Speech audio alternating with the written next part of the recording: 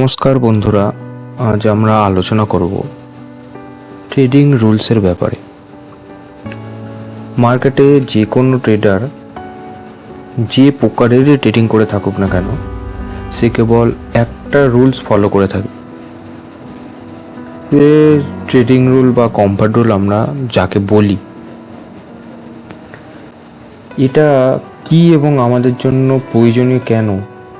কারণ আমরা এই রুল যদি বুঝে নিই তাহলে এসএল হান্টিং আমাদের একেবারে বুঝে যাওয়া হবে। দ্বিতীয় কথা, ট্রেডিং রুল মানে কি? ট্রেডিং রুল হলো মার্কেটে যে কোনো ট্রেডারই হোক, সে নিজস্ব একখানা রুল ফলো করে থাকে।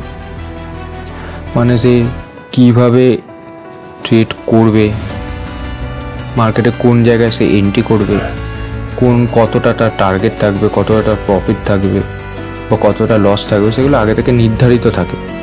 এইভাবেই যে কোনো ট্রেডার প্রফিটেবল হতে পারে। কোনো রুলস ছাড়া কোনো ট্রেডার প্রফিটেবল হয় না।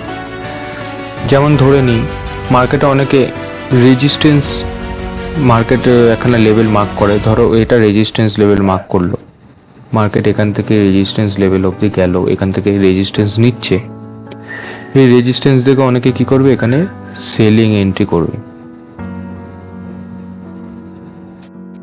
তাদের যতটা টার্গেট থাকবে টার্গেট ক্যাপচার করে বেরিয়ে যাবে। অনেকে সাপোর্টে রেট করে, এখান থেকে সাপোর্টে এন্ট্রি করবে, কলের এন্ট্রি করবে।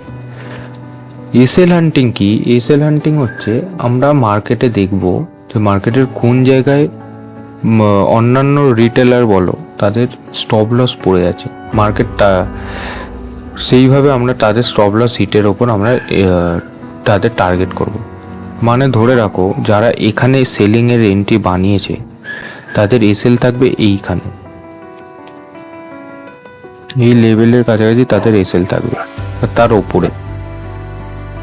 তো আমরা মার্কেট কতটা এখান থেকে যারা সেলিং করেছে সেখানে সেলার বসে আছে, আমরা তাদেরকে টার্গেট করতে গেলে আমাদের মার্কেটকে যেতে হবে, এই লেভেলটাকে ক্রস করতে হবে। দেখতে পারবে মার্কেট ঠিক তাই করেছে। সো আমরা কতটা মার্কেট নামতে পারে, এবার তোমাদের প্রশ্ন থাকবে যে আমরা এখানে এই সেলার বসে আছে, কিন্তু সেলারকে টার্গেট কোথা থেকে করব, কোন জায়গা থেকে করব, সেটা একখানা প্রশ্ন। আমরা মার্কেটের লোয়ার পয়েন্ট যেটা আছে, মার্কেটে সেলার যদি এখান থেকে ঢুকে এন্ট্রি নিয়ে থাকে, তো মার্কেটে এত দূর যখন ক্লোজিং প্রাইসের ব্রেকডাউন দিয়ে দিয়েছে,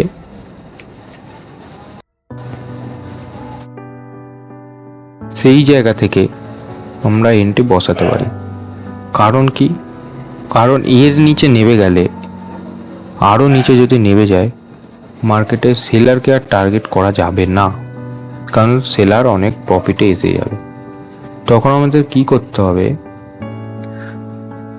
দেখে নাও বন্ধুরা। এখান থেকে এত পয়েন্টের মোমেন্টাম প্রায় মার্কেটে এত পয়েন্টের মোমেন্টাম দিয়ে দিয়েছে 66। এখানে যারা সেলিং করে থাকবে তারা অলরেডি ভালো প্রফিটে বসে থাকবে।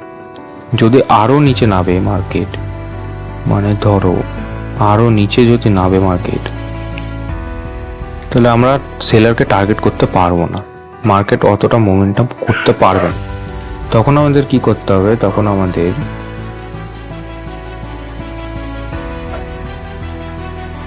এই লেভেলটাকে মার্ক করতে হবে, যে মার্কেট এই লেভেলটাকে টাচ করলে, আমরা এখানে টাচ করে যদি মার্কেট ওপরে যায়, এই গ্রিন ক্যান্ডেলের ওপরে আমরা এন্ট্রি বানাবো এই সেলারগুলোকে টার্গেট করার জন্য।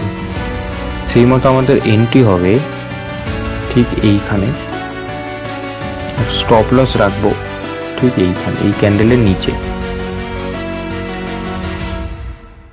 দেখতে পারবে বন্ধুরা, আমরা ঠিক এর ওপর অব্দি আমাদের টার্গেট থাকবে, এই ক্যান্ডেলের ওপর অব্দি, মার্কেটের হাই অব্দি।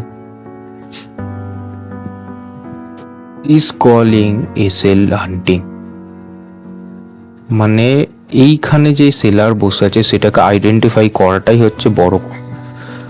এইখানে সেলারগুলোকে টার্গেট করার জন্য আমরা এখানে বাইং এন্ট্রি করেছি। তোমরা বলতে পারবে যে আমরা এই সেলিং এন্ট্রিটা কেন মিস করলাম? সেলিং এন্ট্রিটা দেখে নাও, মার্কেট আজকে গ্যাপ আপ ওপেন দিয়েছে অনেকটা,